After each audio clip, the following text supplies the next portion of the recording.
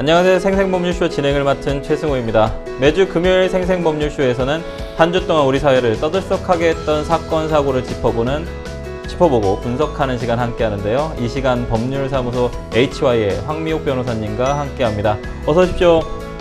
네, 안녕하세요. 법률사무소 HY의 황미옥 변호사입니다. 변호사님, 졸릴 시간입니다. 뭐라고 한마디씩 좀 해주시죠. 예, 날씨도 점점 더워지고 습해지고 있는데요. 네. 좀 잠 좀 깨시고요. 네. 잠 안 깨실 땐 세수라도 한번. 날씨 엄청 하시기를. 더워졌는데요. 예, 맞습니다. 근데 이 더운 날씨에 열심히 또 골프를 치시는 분들도 많으시더라고요. 네. 저 지금 약간 좀 직격하신 것 같아요. 예, 맞습니다. 오늘따라 너무 얼굴이 까매지셔서. 까매가지고 예, 죄송합니다. 지금 이 방송은 유튜브를 통해서도 실시간으로 함께 방송되고 있으니까요. 많은 시청 부탁드리고요. 유튜브를 통한 소통의 창구도 활짝 열어두겠습니다. 방송 중 궁금하신 질문도 올려주시면 저희도 답도 해드릴 테니까요. 많은 참여 바라겠습니다. 여러분은 지금 생생법률쇼 함께하고 계십니다.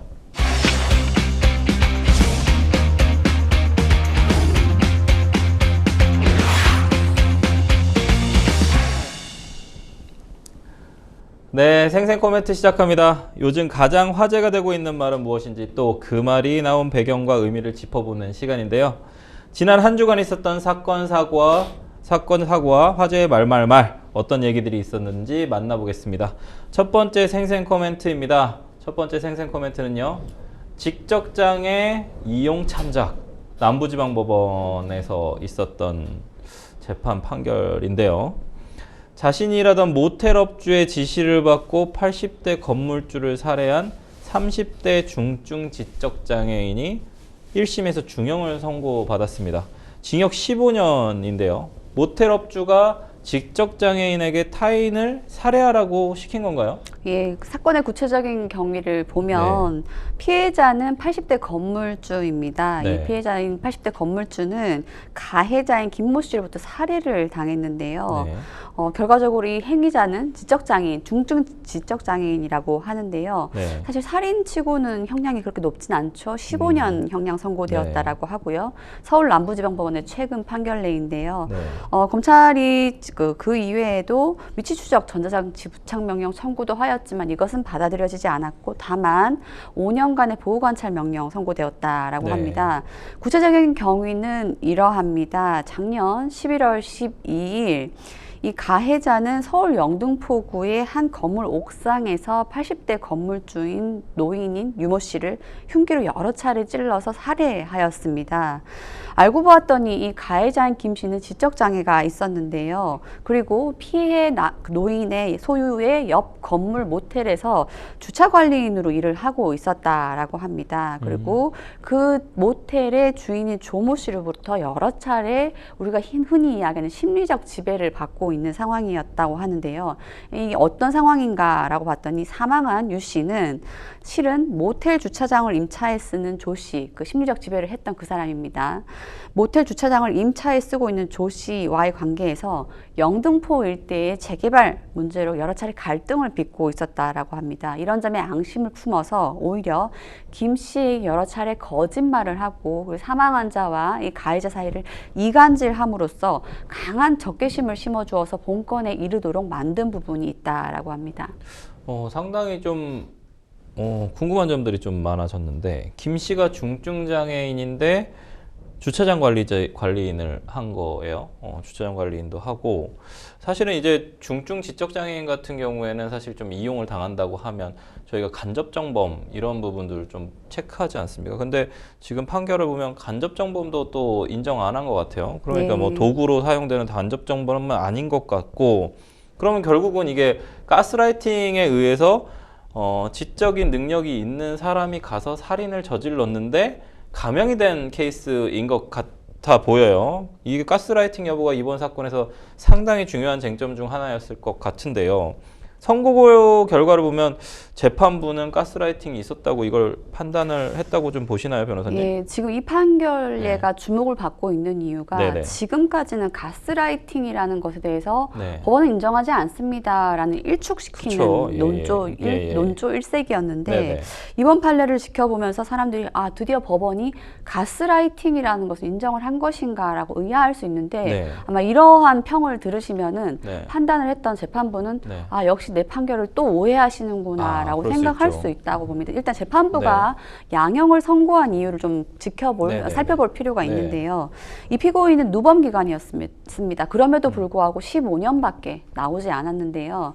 이에 대해서 재판부가 이렇게 이야기합니다. 피고인은 뒤늦게나마 자신의 범행을 모두 인정하고 잘못을 후회하고 반성하고 있다는 점 확인된다. 네. 그리고 이 범행에 이르기까지 독자적인 판단에 의해서 범행을 계획하고 시행했다고 보긴 어렵다. 그리고 네. 장애를 이용한 교사범의 사주에 의하여 본건 범행이 이르렀다는 점 모두 참작해 보았을 때 이 정도의 형량을 선고함이 타당하다라고 이야기하는데요.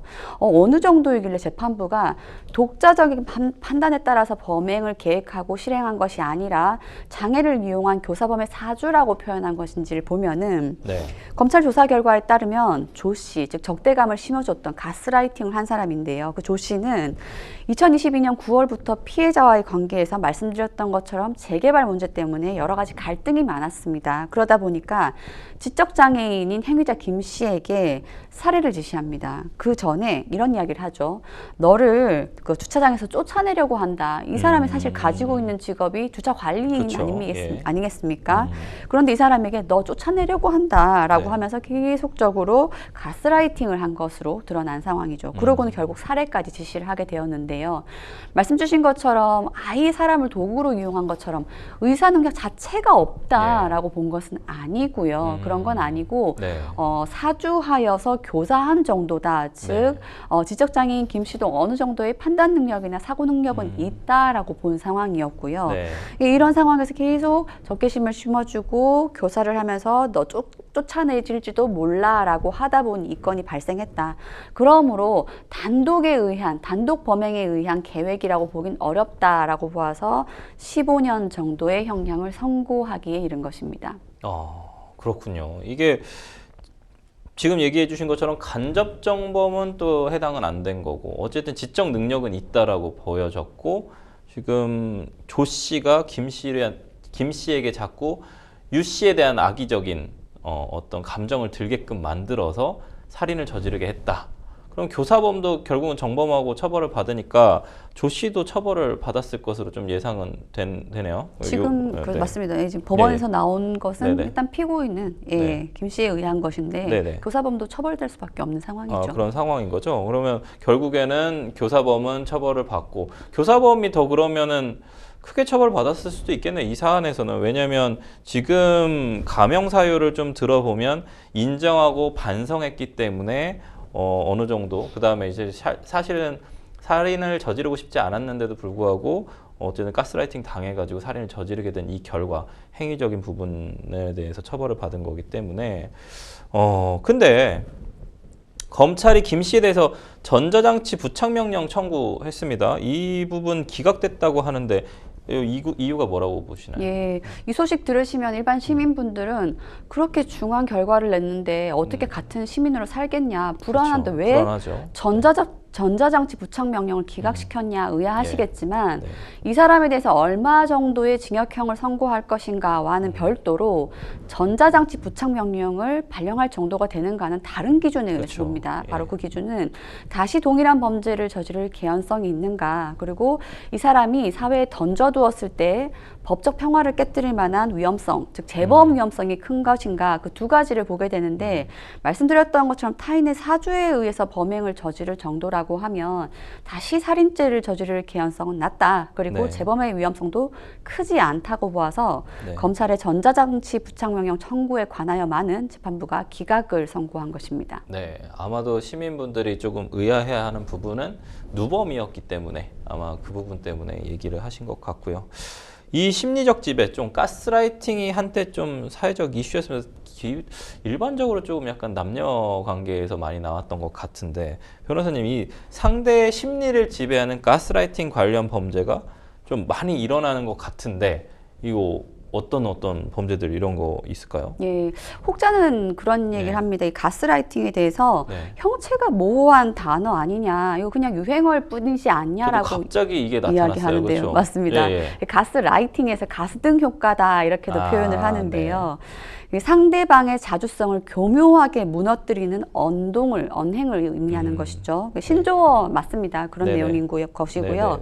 네네. 이에 대해서 가스라이팅이라고 하지 말고 심리적 지배로 바꾸어 부르자라는 이야기가 있지만 그것은 네. 받아들여지진 않고 네. 다양한 이야기를 합니다. 가스라이팅의 형체가 뭐냐, 네. 타인을 간섭하는 것부터 모두 포함일 것이냐, 혹은 통제하고 세뇌하는 일련의 과정을 포함할 것이냐라고 하는데 아직까지도 명확한 표현은 좀 어렵다라고 보이고요. 네.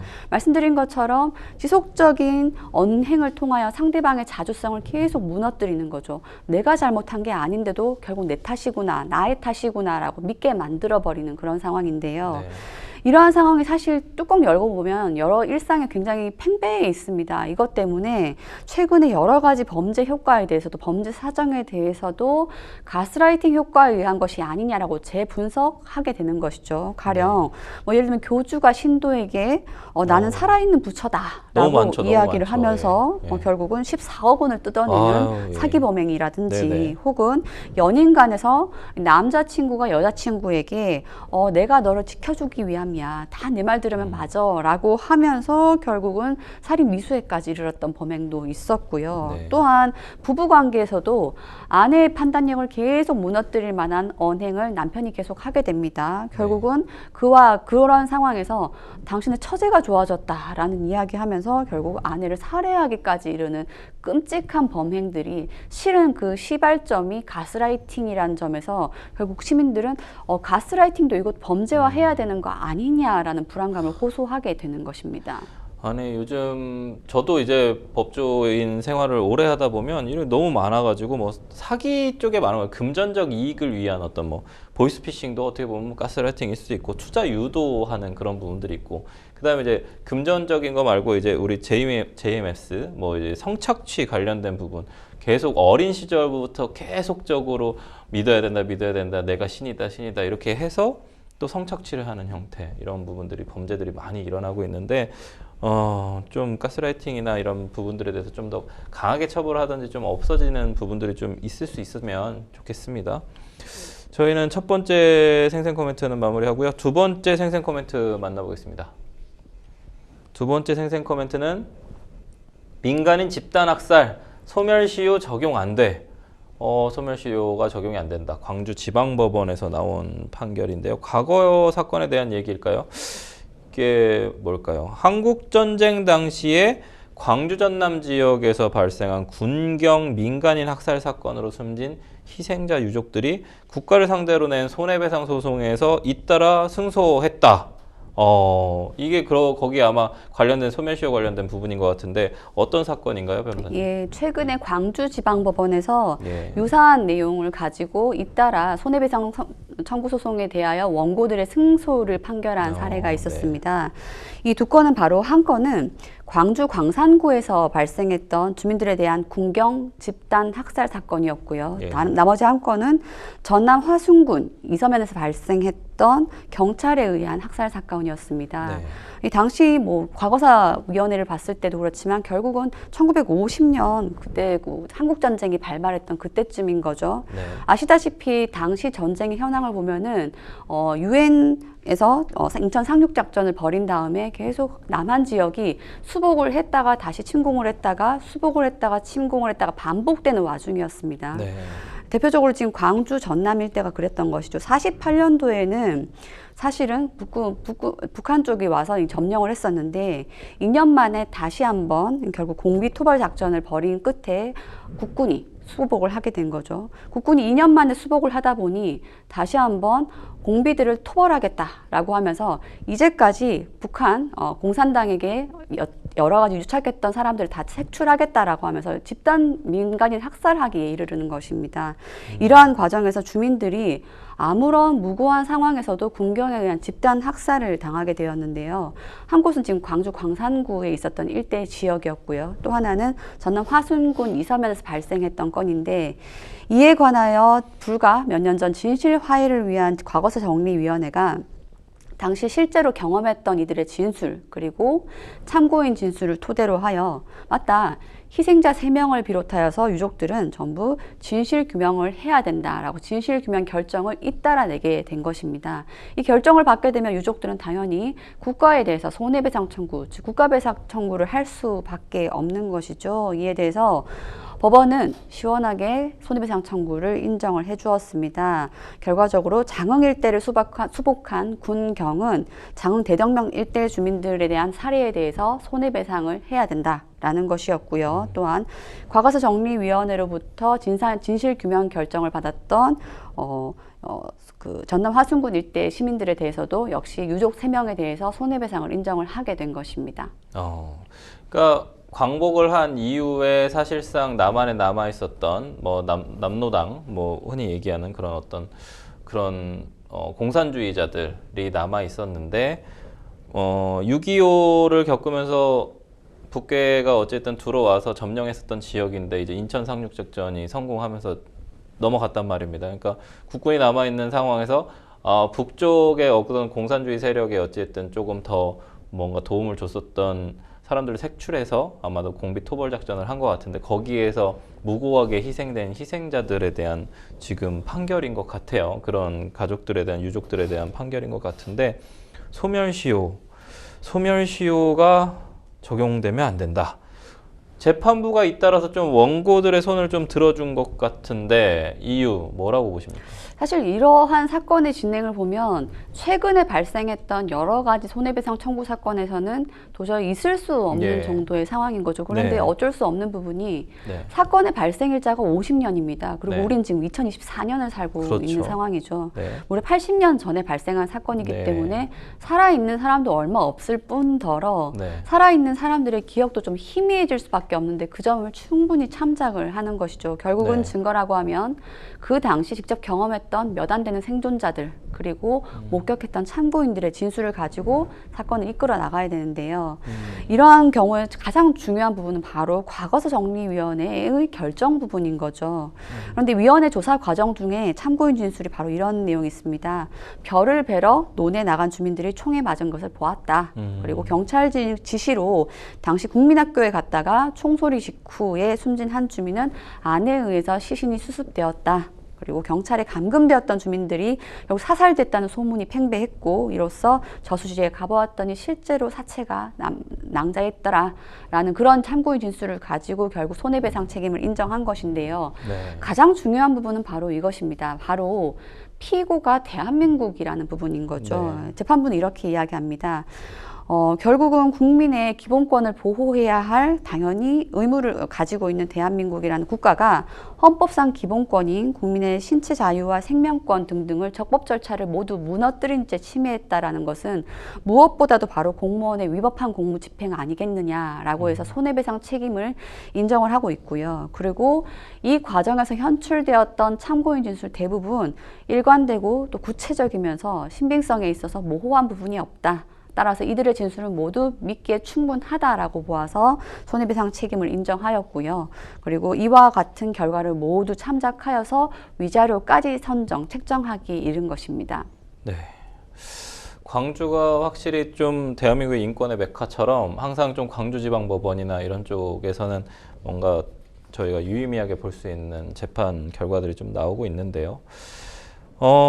지금 이번 재판에서 좀 눈에 띄는 점이 정부가 손해배상 청구권의 시효가 소멸했다라고 좀 주장한 점이란 말이에요. 이 부분 좀 법조인으로서 좀 납득하기도 어려운 부분도 있을 수 있을 것 같은데 왜냐하면 일반적이지 않으니까요. 근데 아무래도 오래전 일이라서 그런 것 같습니다. 이게 법원이 소멸시효 기간 적용하지 않은 건가요? 이게 좀 법을 조금 아시거나 하시는 분은 의아하실 수가 있죠. 아니 무려 80년 전, 70년 전에 발생한 일인데 이게 가능한가라고 의문을 가지실 수 있는데 이것은 바로 그러니까 소멸시효라는 제도와 맞닿아 있는 부분입니다. 네. 특히 국가를 상대로 한 손해배상 청구를 하는 경우는 우리가 흔히 아는 10년이 아니라 5년 안에 모든 네. 청구권을 해결해야 되는 그쵸. 거죠. 그런데 네. 7, 80년이 지나서 이것이 가능한 것인가라는 부분인데요. 네. 헌법재판소는 지난 2018년 8월 바로 이러한 부분에 대해서 위헌 판결을 내렸습니다. 어떠한 취지였냐면요.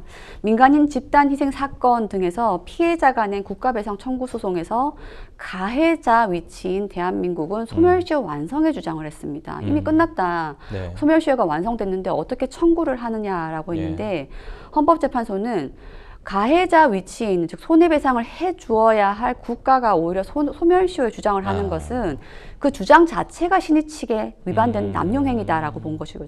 네. 그러니까 소멸시효에 대해서 얼마만큼의 기간이냐가 아니라 네. 국민을 보호해야 될 대한민국이라는 국가가 오히려 소멸시효 주장하는 것은 주장 자체가 잘못되었다라고 봐서 소멸시효에 대한 판단을 하지 않도록 만든 것인 거죠. 그래서 결국은 말씀드렸던 것처럼 아주 오래전 한국전쟁 발발이면 1950년입니다. 당시에 발생했던 일임에도 불구하고 지금에 와서도 위자료를 받을 수 있는 결과가 나오게 되는 것입니다. 그러니까 국가가 소멸시효 제도를 만들어 놓고 국가가 소멸시효 제도를 자기들한테 유리하게 써먹으면 안 된다. 이런 취지의 판결인 것 같습니다. 특히나 이제 위법한 공무집행으로 그때 당시에 했던 시기가 되게 중요한 것 같아요. 왜냐하면 이미 국군이 다 올라가 있는 지역이고 전라도는 어쨌든 공산주의 세력이 그렇게 많지 않은 상황이었는데 너무나 통상적인 일들을 하고 살았던 민간인들이 국군에 의해서 혹은 아니면 경찰에 의해서 살해당한 그런 사건에 대해서 유족들이 받았을 피해, 그럼 그 피해는 결국에는 유족들이 이것이 위법한 공무집행이었다라는 걸 확인했을 시점부터 사실은 손해배상 청구권이 또 발생한다고 볼 수도 있는 여지가 있어서 과거사 정리위원회가 만약에 확정한 그 시점, 그 다음에 청구를 한 그 시점부터 소멸시효가 또 진행된다고도 또 볼 수 있을 것 같아요. 어쨌든 그런 부분에서 종합적인 결론에 의한 판결이 아닐까, 좀 소개할 만한 판결이 아닐까라는 생각이 좀 듭니다. 저희는 두 번째 생생 코멘트 마무리하고요. 마지막 생생 코멘트 살펴보겠습니다. 모르고 먹었어요. 무엇을 모르고 먹었다는 걸까요? 태국에서 가져온 젤리를 먹고 대마 양성 반응이 나왔어요. 경찰에 입건된 남매가 대마가 들어있는지 모르고 젤리를 먹었다라고 주장을 했다고 합니다. 변호사님, 이거 뭔가요? 무슨 사건이죠? 지난 5일 서초경찰서에 따르면 마약류 관리법 위반 혐의로 30대 여성인 누나와 20대 남성인 30대예요, 남동생, 맞습니다. 30대, 20대. 두 사람을 그 남매를 입건을 했는데 결과적으로 혐의 없음의 불송치 결정을 한 상황입니다. 네. 사건의 구체적인 경위를 좀 보면 지난 4월 10일 서초구의 한 아파트에서는 젤리를 먹고 나서 너무 고통스럽다 라고 하는 내용의 신고가 접수가 됐습니다. 이들은 결국 고통을 호소하다가 병원으로 이송이 됐는데 마약 간이 시약 검사에서 공교롭게도 양성 반응이 나왔고 경찰은 입건을 했습니다. 이들은 최초에는 119에 신고를 했다고 합니다. 특별히 이제 먹은 것이 젤리였는데 그런 것 때문이라고 생각하지는 않고 복통이 너무 심하다라고 호소하면서 119에 실려갔는데 이러한 과정을 지켜보던 소방당국이 아무래도 이상하다라고 생각해서 경찰에다가 보고를 한 것입니다. 그래서 출동한 경찰이 마약 검사를 해봐야겠다라고 실제로 마약 간이 시약 검사를 했는데 양성 반응이 나와버린 것입니다. 그래서 이들에 대해서 일단 마약류 관리법 위반으로 입건을 했고요. 실제로 이들은 태국을 다녀온 이력이 있다라고 하는데요. 수사 당국은 의심할 수밖에 없죠. 일부러 여러 가지 마약 때문에 간 것이 아닌가 의심할 수밖에 없었는데 수사에 착수한 서초경찰서는 여러 가지 목격자 진술을 토대로 하여 이 두 사람은 대마가 들어있는 줄 모르고 젤리를 구매해서 먹은 것으로 판단을 했고요. 실제로 이들이 먹었던 젤리는 외관을 봤을 때는 뭐 주황색, 초록색, 노란색 등등의 공룡 모양이어서 도저히 이것이 대마가 함유되어 있는 것이라고 믿기도 어려울 정도의 아주 평범한 젤리였다라고 합니다. 무엇보다도 젤리가 담겨있는 저 지퍼백에는 대마가 든 것으로 의심할 만한 문구와 그림도 전혀 없었기 때문에 결과적으로 경찰은 불송치 혐의 없음 결정을 내린 것입니다. 너무 맛있게 생겼습니다. 맞습니다. 달콤하게 생겼죠. 근데 우리 여행 가는 좀 국가들, 좀 해외 국가들 중에는 대마가 합법인 곳들이 좀 상당히 많아요. 그런 상황이다 보니까 대마 함유 여부를 좀 모르고 식품을 좀 구매하는 상황이 좀 발생하는 것 같습니다. 지금 같은 경우에도 인지하지 못한 상태에서 좀 섭취를 하게 된 것 같은데, 무조건 무혐의 처분을 받는 거는 마약류관리법 위반으로 무조건 무혐의 처분을 받는다라고 하면 또 우리 시청자분들 좀 오해할 수도 있을 것 같아서 제가 좀 여쭤보고 싶은데, 이거 아까 고통을 좀 복통 호소하면서 119 신고한 거, 요게 좀 영향이 있을까요, 변호사님? 네, 맞습니다. 지금 그 시놉시스를 좀 들으시면은 119에 자발적으로 신고했다거나, 그리고 잠시 사진을 보셨겠지만 네. 누가 보아도 이건 평범한 젤리라고 보이는 여러 가지 그런 점이 대마가 들어있다는 표시도 예, 전혀 안 되어 있고. 작용을 한 걸로 보이는데요. 네. 최근에 이러한 피해 사례가 많다 보니 관계 네. 당국은 국외에서 대마 성분이 들어간 젤리와 사탕을 먹다가 적발되는 사례가 많다 보니 주의를 당부하고 있습니다. 이러한 식품들은 당연히 국내에서도 금지 물품입니다. 그리고 또 유통이 되더라도 구분조차 어려운 상황이어서 일반 젤리와 구별이 어려우니까 반드시 성분표에 표기되어 있는 것을 확인하고 섭취를 하라라는 것이 관계 당국의 주의 요청 상황인데요.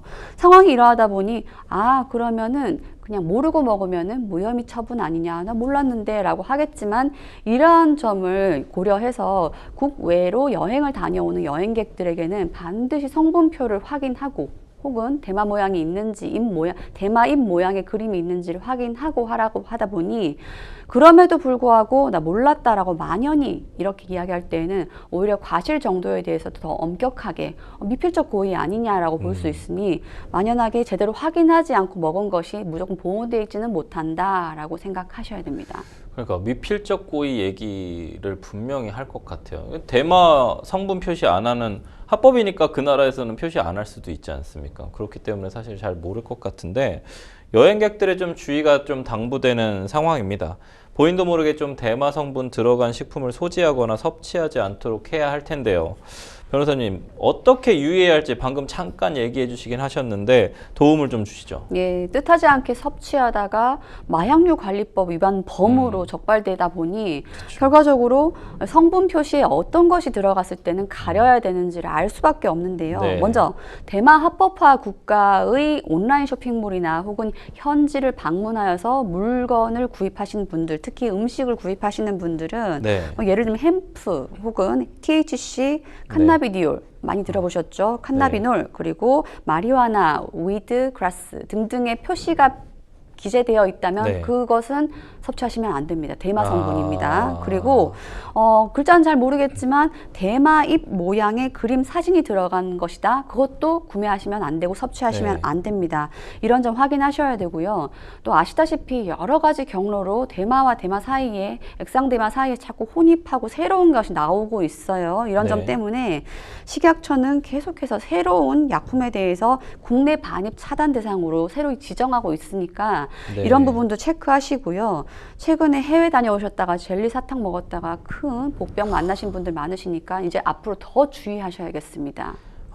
마리화나까지는 알겠는데 테트라히드로칸나비놀, THC, 칸나비디올, 저도 어려운데요. 맞습니다. 어제는 저희 방송 계속 제 방송으로 좀 돌려봐 주셨으면 좋겠습니다. 이 그레스하고 위드 관련된 부분은 좀 알아보실 수는 있을 것 같아요. 이런 부분들이 있고, 네덜란드 같은데 보니까 이제 카페라고 써 있으면 대마를 하는 카페 약간 이런 게 있다고 하더라고요. 그런 부분들 좀 확인 좀 해가지고 저희 좀 조심하셨으면 좋겠습니다. 괜히 또 마약범 의심 받으셔가지고 경찰서 조사 받으시면 너무 힘드시니까 그 부분들 좀 생각하셔서 조심하셨으면 좋겠습니다. 지금까지 생생 코멘트 만나봤고요. 저희는 뉴스픽스로 돌아오도록 하겠습니다. 여러분은 지금 생생범유쇼 함께하고 계십니다.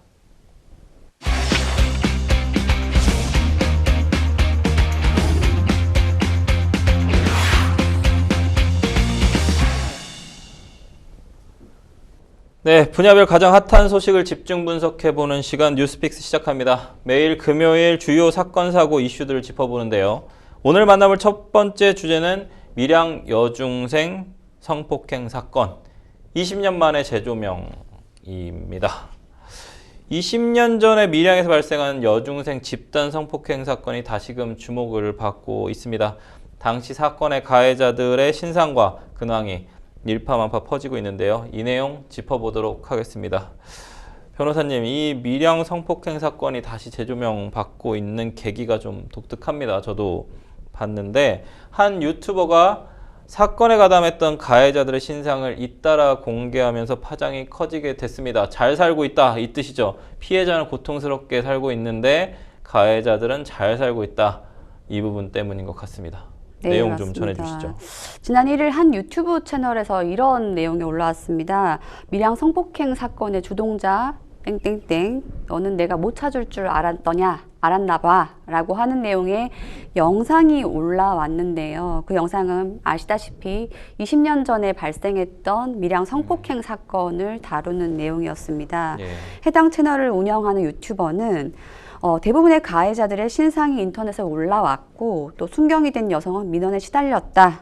그리고 또 한 네. 명의 가해자는 누리꾼들의 신고로 취직이 무산되기까지 했는데 네. 그중에서 가해자, 특히 일명 밀양에서 대빵이라고 불렸던 주동자가 있다라고 네. 합니다. 그런데 이 주동자는 과연 신상이 공개됐냐 하면 그렇지 않았다. 그리고 오히려 이 남성은 얼굴조차 공개되지 않은 채 혼자만 조용히 넘어갔다. 혼자만 조용히 사는 것으로 알면 될 터인데 알고 봤더니 최근의 근황에서 이 주동자라는 사람은 결혼하여서 딸을 낳고 잘 살고 있으며 그 딸에게 또 SNS를 남겼는데 너의 앞길은 아무것도 하지 않아도 된다. 내가 너를 잘 보살펴 주겠다라고 하여서 성폭행의 끔찍한 가해 행위를 한 사람이 딸에 대해서 하는 행동이 너무 상반되는 내용이 나왔죠. 그리고 심지어 SNS에서 나오기를 경북 청도군의 아주 이름난 맛집을 운영하면서 뭐 돈을 유튜버 표현 따르면 끌어모으고 있다라고 이야기하죠. 그러고는 해당 가게에서는 물어봤더니만 그 가해자는 식당의 운영자가 아니라 그저 아르바이트생일 뿐이었다라고 해서 꼬리 자르기 하는 거 아니냐라고 하면서 내 얘기가 사실이 아니라면 증명을 하라라고 아주 저돌적인 내용이 나왔습니다. 이 내용이 나오자마자 결국 그 식당은 맛집이 아니라 별점 테러를 받게 되었고요. 그리고 네. 식당이 운영했던 소셜미디어 계정 역시 폐쇄되기에 이르렀습니다. 이 영상은 그 즉시 여러 가지 조회수가 502만 회에 달하는 상황으로 관심의 대상이 되고 있는 상황이죠. 밀양 성폭행 사건, 여중생 성폭행 사건 사실 좀 충격적인 사안인데 오래돼서 또 기억 못하실 수도 있는 시청자분들 좀 계실 것 같습니다. 가해자 신상이 20년 만에 밝혀지면서 좀 도마 위에 올랐는데 이 사건 사실 기억하시는 분들은 기억하시고 기억 못하시는 분들은 기억 못하실 텐데 영화 항공주하고 드라마 시그널에서 좀 다뤄지기도 했었고요. 어떤 사건인지 변호사님 좀 시청자분들을 위해서 좀 간략히 짚어주시죠. 예, MC님께서 이 사건 하시고 크게 한숨 쉬셨는데 예. 사실 사건의 경위를 보면 그럴 만도 하지요. 2004년 1월에 밀양에서 발생한 사건입니다. 가해자들은 밀양에 있는 고등학생 2학년생, 3학년생들입니다. 이 예. 들이라고 말씀드리는 것은 이 가해자 그룹인데요. 한 44명 정도가 된다라고 하고요. 뭐 일각에서는 가해자가 한 115명에 이른다라는 이야기도 있지만 이건 확인된 것은 아니고요. 예. 피해 여성은 당시 울산에서 살고 있던 중학생, 여중생 3학년생이라고 합니다. 네. 이 3학년 여중생은 가정이 그렇게 뭐 유복하거나 넉넉지는 못했다라고 해요. 불우한 가정 환경사를 가지고 있는 친구인데 당시에 밀양에 있는 고등학생을 만나러 밀양 지역으로 갔다가 거기에서 관련된 고등학생들로부터 집단 강간의 피해를 당하였습니다. 그리고 그 강간 피해에 그치지 않고 이후에도 강간 상해의 피해와 지속적인 협박을 거의 1년 동안 받았다고 하고요. 그 과정에서 추가 피해자도 한 5명 정도 발생을 했다고 해요. 무엇보다도 강간의 피해 과정에서 당시 많이 쓰던 뭐 휴대전화나 캠코더로 촬영의 피해까지 당했다고 해서 이 경위를 구체적으로 듣는 사람으로 하여금 굉장히 고통스럽게 만드는 사건이기도 합니다. 죄질이 사실은 상당히 너무 불량하고 이 피해를 본 그때 여중생, 그러니까 3살 아래 혹은 뭐 2살 아래인 피해 여중생은 사는 게 고통스러울 텐데 그런 부분들에 대해서 지금 가해자들이 어쨌든 물론 그것도 하나의 개인의 삶입니다만 가해자들이 또 이런 부분에 대해서 뭐 잘 살고 있고 특히나 이제 이렇게 대중한테 또 알려지게 되는 그런 부분들이 좀 고통스러운 부분인 것 같아요. 정말 좀 다시 생각해도 좀 끔찍한 사건인데요. 연루된 사람 수 상당한 사건입니다. 변호사님. 네. 이 사건에 대해서 좀 지금도 사람들이 공분하는 이유가 가해자들이 당시에 제대로 처벌을 받지 않았기 때문. 이거 맞습니까? 예, 말씀드렸던 것처럼 최소한 수사 대상이 되었던 피혐의자는 총 44명 정도였습니다. 네. 그중에서 10명 정도는 기소가 되었고요. 그리고 네. 20명 정도는 소년부로 송치되었습니다. 바로 이 대목에서 그러면은 20명 정도는 처벌을 받지 않았다는 거구나, 보호 처분에 그쳤다는 거구나라고 네. 생각하시죠. 그리고 13명은 합의를 했다라고 해요. 그러면 10명 정도는 기소됐으니까 재판됐으니까는 상관없다라고 하겠지만 이들조차 정식 형사재판부에서 소년부로 다시 송치를 해버립니다. 결과적으로 시원한 형사처벌이 내려진 사람은 없게 된 상황인 거죠. 이 대목에서 바로 네. 대중들이 공분하는 것입니다. 제대로 된 형사처벌이 없었다는 것이지요. 이게 지금 발생해서 처벌받은 게 2004년입니다. 20년 전이다 보니까 우리 어떤 대법원이 얘기하는 성인지 감수성이나 양형 기준이 조금 지금 수준에는 좀 미치지 못할 수도 있거든요. 이런 처분이 좀 상식적으로 저도 개인적으로 형사처벌 받은 사람 한 명도 없습니다. 합의를 한 사람이 있다는 걸 보면 어찌됐든 그런 일이 있었다는 걸 증명해 주는 건 맞는 것 같거든요. 그러면은 피해자가 있는데 피해자도 어리기 때문에 부모가 합의를 또 봤을 가능성도 상당히 있는데 변호사님, 이 피해자, 진짜 피해 여중생, 뭐 5명 말고 그 여중생, 그때 당시에는 판단할 수 없었다 하더라도 지금 그 부분이 사실은 좀 되게 억울할 것 같은데 이 상황 어떻게 보시나요? 예. 지금 사건을 보면 여러 가지가 좀 엮여 있는데요. 예. 지금 시대가 변함에 따라서 굉장히 급격하게 변하는 그 범죄군이 바로 소년법 맞아요. 개정 예. 영역과 그리고 네. 성범죄 부분인 거죠. 맞습니다. 이 두 가지가 모두 소년법은 개정되어야 된다. 소년범의 처벌 연령은 하향화되어야 네. 된다라는 논의가 굉장히 많이 나오고 있고 네. 또 한편으로는 20년이 뭡니까? 불과 10년 사이에도 성범죄에 대한 처벌 형량이 굉장히 높아지고 있는 맞습니다. 상황이죠. 예. 이 두 가지가 맞물려 있고 복합적으로 되어 있는 사건인데 이 범행 방법은 굉장히 잔인하고 누구도 제대로 처벌받은 사람이 없는데 20년 이후는 지금 보니까 이 과연 가능하기나 한 결과인가라는 굉장히 당황을 넘어서 분노를 불러일으키는 사건인 거죠. 네. 이런 것 때문에 다시 한번 사람들이 소환을 하는 거죠. 논란이 되는 상황인 거고요. 그 와중에 지금 잘 살고 있고 본인의 뭐 딸에 대한 여러 가지 행동이나 이런 것을 봤을 때는 이해가 되지 않는 상황인 것이죠. 지금에 와서 이런 상황이 벌어졌다면 소년부 송치로 그치지 않았을 것입니다. 이런 점 봤을 때에는 부족하다고 보는 것 같습니다. 일반 대중들은 말이죠. 네. 지금 가해자들 막 신상 공개되면서 한 명은 맛집에서 일하다가 그 식당은 폐업되고 또 한 명은 직장에서 해고되고 한 명은 또 경찰이 돼가지고 또 좀 이렇게 막 경찰청 홈페이지에 막 난리가 나고 이런 상황들인 것 같은데 이런 거 명예훼손죄 지금 유튜버가 이제 공개했다고 하는데 이런 거 명예훼손죄나 이런 문제들이 없을까요? 근데 사실 저는 그런 예. 생각입니다. 그러니까 이러한 공개를 하면서 네. 명예훼손으로 처벌될 것이라는 것을 모르지는 않으실 것 그렇죠. 같습니다. 예. 그죠? 사실 실명까지 공개하면서 네. 이러한 내용에 대해서 정확한 사실을 뭐 허위인지 여부를 불문하겠습니다. 예. 사실을 적시하면서 누가 보더라도 해당 그 대상자의 일상을 무너뜨릴 만한 내용을 한다면 예. 처벌될 수 있죠. 구체적으로 정보통신망법에서 네. 명예훼손 처벌될 수 있죠. 네. 하지만 처벌을 각오하고라도 이것을 공개해야 된다. 그래서 사적 보복이라고 하나요? 사적 처벌이라고 하나요? 네. 그러한 쪽으로 해결을 해야 된다는 결단이 있다라고 보이는 것이고요.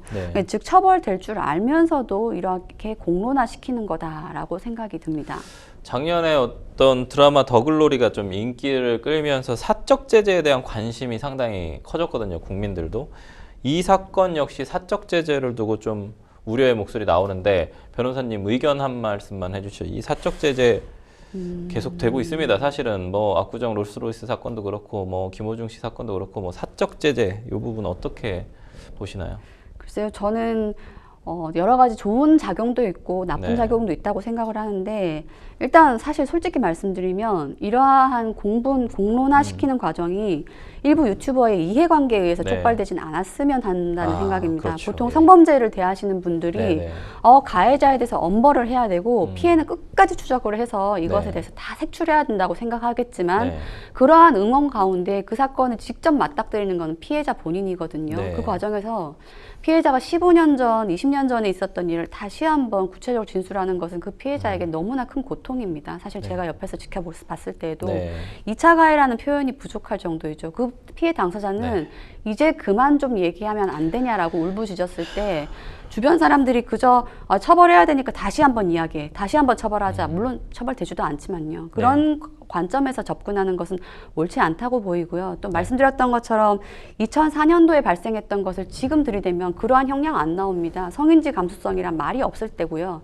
여성은 짧은 치마를 입고 다니면 안 된다라는 얘기가 아직까지 나올 때였기 때문에 처벌이 너무도 부족한 건 맞지만 단순 주변의 흥미거리나 혹은 유튜버의 개인 이익으로 사건이 접근되어서는 안 된다라는 개인적인 의견 드립니다.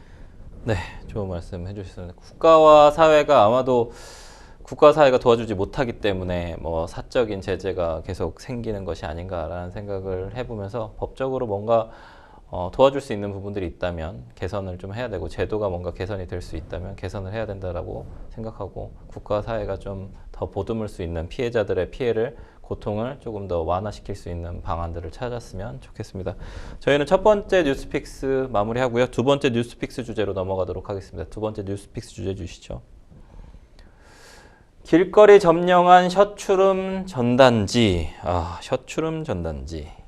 선정적인 불법 전단지들이 길거리에 마구잡이로 뿌려져 있어서 눈살을 좀 찌푸리게 하는 경우가 많습니다.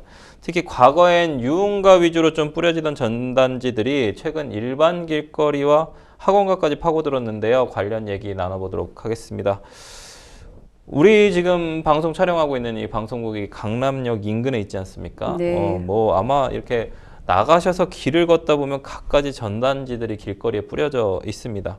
최근 길거리에 이런 셔츠룸이라고 하는 유흥업소 전단지 많이 보인다고 해요. 이게 정확히 뭔가요? 사실 전단지 뿌려진 지는 뭐 몇십 년 너무 오래됐잖아요. 뭐 30년, 40년 된 것 같습니다만. 예. 예. 이 셔츠룸이라는 말 들었을 때 이거 어떤 거지라고 네. 좀 의아하신 분들도 있고 좀 예, 예. 예상은 되실 것 같은데 예. 해당 업소에서 일하는 여성 종업원들이 예. 남성의 셔츠를 입고 접객 행위를 한다라고 해서 그렇게 붙은 이름입니다. 셔츠룸이라는 이름이고요. 예. 뭐 예상하시다시피 변종 성매매 업소입니다. 변종 성매매. 퇴폐 업소인데요. 이 과정에서 굉장히 좀 문제가 있다 보니 이들이 직접적인 호객 행위를 하지는 못하고 네. 이 과정에서 전단지를 길거리에 마구 뿌려버립니다. 시작은 강남역 인근이었는데요. 네. 그 주변에서 직장인들이 많다 보니 마구 무작위하게 수십만 장을 살포하는 행위가 있는 상황인데 이러한 상황에서 와, 저 화면 예, 나오는데요. 맞습니다. 지켜보는 시민들은 저걸 누가 다 치우는 것인가. 환경미화원분들이 저걸 매일 치운다고 생각하면 아찔하다라는 1차적인 우려를 표하는 상황입니다. 실제로 이걸 치우는 환경미화원분들의 표현에 따르면 불과 얼마 전까지만 하여도 코로나19로 인하여 길거리에 사람이 별로 없었죠. 이게 방역 규제가 있었는데 네. 그러한 규제가 풀리다 보면서 전단지를 무작위하게 살포하는 행위가 더욱 심해졌다. 도저히 길거리에 줄줄이 뿌려지는 걸 다 치우기도 힘들다라고 굉장히 업무에 호소를 하는 상황이고요. 처음에는 강남에서 시작되었는데 이것이 이제 직장인들이 많은 마포, 공덕을 넘어서 신촌, 까치산역까지 계속 번져나가고 있다고 하니 이 규제가 필요하다라는 목소리가 높아지고 있는 것이죠. 야, 이게 뭐 환경오염이네요, 환경오염. 근데 일반 음식점이나 좀 상점의 전단지가 길거리에 뿌려져 있어도 좀 불편하거든요. 이런 부분들이 사실 뭐 비 오면 더 날리고 지금 약간 비가 좀 와 있는 사진이어서 좀 더 그런데 유흥업소 전단지는 심지어 불쾌감을 좀 불러일으킬 수 있고 아이들도 또 지나가면서 볼 수 있지 않습니까? 그런 부분들에 대해서 전단지 배포 좀 어떻게 좀 막아야 될 것 같은데 이 배포 자체가 불법인가요? 불법이 아닌가요? 예, 일단 1차적으로 한번 접근해 보겠습니다. 네. 전단지를 배포할 때는 관할구청에 신고를 해야 되고요. 네. 만약 신고하지 않은 전단지를 배포하면 네. 500만 원 이하의 과태료에 처해집니다. 근데 우리 네. 지금 이거 이야기하는 거 아니지 네, 않습니까? 만약에 배포한 전단지가 음란한 내용을 가지고 있거나 퇴폐적인 내용을 가지고 네. 있다면 2년 이하의 징역 또는 2천만 원 이하의 벌금형에 처해질 수 있고요. 조금 네. 후에 말씀드릴 것처럼 청소년 보호법 위반이나 혹은 풍속영업행위규제법에 의해서 또다시 처벌될 수 있는 여지가 있습니다. 그러면은 불법이란 얘기인데 사실 뭐 잡기는 쉽지는 않을 것 같습니다. 누가 막 뿌리고 다니는지 사실은 뭐 모르겠지만 막 뿌렸을 때 이거 불법 전단지 근데 왜 계속 되고 이거 단속을 좀 강화할 수는 없나요? 예, 사실 이 문제가 하루 이틀의 문제가 아니었기 네. 때문에 지방자치단체, 특히 서초구청과 강남구청은 특별사법경찰관까지 두면서 구청 차원에서 해결을 해보겠다고 나서는데 네. 뿌리는 현장에서 검거하려고 해도 이들이 오토바이를 타고 급격히 달아나는 바람에 네. 검거 자체가 쉽지 않다라고 합니다. 음. 아 그러면은 시민들 보시고 전단에 전화번호 그쵸, 다 적혀 그거, 있는데 예. 예, 그걸로 검거하면 안 되냐? 본인들이 그 전화번호 다 공개하고 있는데 맞아요, 뭐가 맞아요. 문제냐 하시겠지만 네. 아시다시피 해당 전단에 적혀 있는 휴대전화는 대포폰이기 때문에 아. 검거가 안 된다라고 합니다. 이들이 종업원들이 2인 1조를 꾸려서 결국 오토바이를 타고 다니면서 네. 서초구 강남구 일대 대로변을 종횡무진하다 보니 그 검거가 굉장히 어려운 부분이 있다라고 해요. 그래서 지자체는 이 단속은 결국 경찰 수사의 영역이 아니겠냐, 지방자치단체가 해결할 수 있는 네. 것이 아니다라고 해서 경찰에 호소를 하면 경찰 측은 불법 전단에 정확한 상호명도 없고 전화번호도 다 대포폰이고 하다 보니 단속이 쉽지 않다라고 해서 어려움을 이야기하고 있는 것이지요. 그래도 저는 이거 잡지 못한다고 이렇게 얘기하는 것보다는 교사는 한 거지 않겠습니까? 어쨌든 그 업체가 영업을 하기 위해서 한 거니까 이게 지금 단속이 좀 안 되는 이유가 저는 한 장당 500만 원 했으면 좋겠어요. 그렇죠? 한 장에 500만 원이면 100장 뿌리면 얼마야? 5억인가요? 그렇게 해가지고 과태료 먹이면 사실은 좀 근절될 수도 있을 것 같은데 아직까지 수사기관 그런 아이디어는 안 낸 것 같습니다만 사실은 이거를 그렇잖아요. 지금 아까 10만 장인가요? 뿌린 네, 게? 맞습니다. 매주 5만 장씩 살포하고 있다고 합니다. 이건 너무 많은 것 같은데 문제는 제가 아까도 잠깐 말씀드렸습니다만 학교, 학원, 유치원 인근에도 좀 버젓이 뿌려지고 있단 말이에요. 거기에 이제 학생들 학원가하고 사실은 좀 이게 맞닿아 있잖아. 특히나 강남 같은 경우에는 학원도 엄청 많은데 유흥가도 상당히 많단 말입니다. 그게 겹쳐 있는데 지난달에 서울 강남 서초구 일대에 불법 전단지 상습적으로 살포한 일당 4명하고 전단지에 홍보한 유흥업주가 유흥주점 업주가 검거가 됐습니다. 유흥주점 업주는 셔츠룸을 운영해서 풍속영업규제법 위반 혐의로 검거가 됐다고 하는데 풍속영업규제법 어떤 건지 좀 설명 좀 해주세요. 예, 용어가 좀 생소하신 분들이 많으실 네. 텐데요. 요즘 잘 쓰지 않는 이야기이긴 하죠. 네. 풍속영업규제법이라는 것은 풍속영업을 하는 장소에서 선량한 풍속을 해치거나 혹은 청소년의 건전한 성장을 저해하는 행위를 규제하고자 만들어진 법률이고요. 그 궁극적으로는 미풍양속을 보존하고 또 청소년을 유해한 환경으로부터 보호하는 데 그 목적을 두고 있는 법률입니다. 네. 만약에 풍속영업의 장소에서 음란 행위를 하거나 혹은 알선 제공하는 행위를 한 경우에는 법에서는 3년 이하의 징역 또는 2천만 원 이하의 벌금에 처하도록 법정되어 있습니다. 아까 말씀드린 것처럼 사실 국가 사회의 의지의 문제인 것 같아요. 이걸 뭐 단속을 할지 안 할지에 대한 부분은요. 단속이나 검거가 좀 어렵다는 얘기를 계속 했는데 혹시 이거를 하다가 붙잡혀도 경범죄로 분류되는 경우가 많습니까? 예, 사실 아니 이렇게 문제가 많은데 네. 왜 이렇게 계속 제대로 검거되지 않고 잡히지가 않냐, 네. 그러니까 범죄가 잡히지가 않냐라고 하시겠지만 지금까지 불법 전단을 뿌려온 유흥업소 종업원들에게 적용된 것은 경범죄 위반법으로 10만 원 이하의 과태료 정도를 부과하다 보니 이 사람들이 네. 비웃을 만도 하죠. 그래서 도저히 안 되겠다, 정식으로 법령 적용을 바꿔야겠다라고 해서 최근에 나오는 것은 네.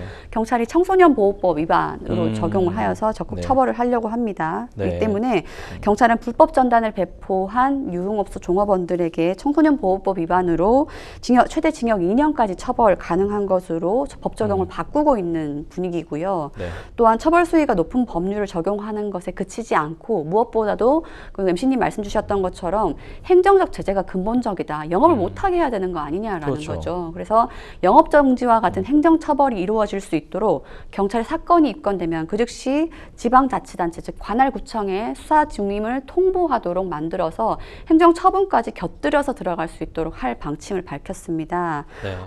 청소년 보호법 조금 더 구체적으로 네네네. 보면요. 네. 청소년 유해 매체물을 일반인들이 통행하는 장소에 마구 공공연하게 설치, 부착하는 행위에 대해서는 2년 이하의 징역 처해질 수 있으니 말씀드렸던 것처럼 이들에 대해서는 최대 2년까지 처벌이 가능하게 되는 것이지요. 한 장당 10만 원만 해도 단속될 수 있을 것 같아요. 아까 제가 500만 원 얘기했지만 10만 원만 해도 될 수 있을 것 같습니다.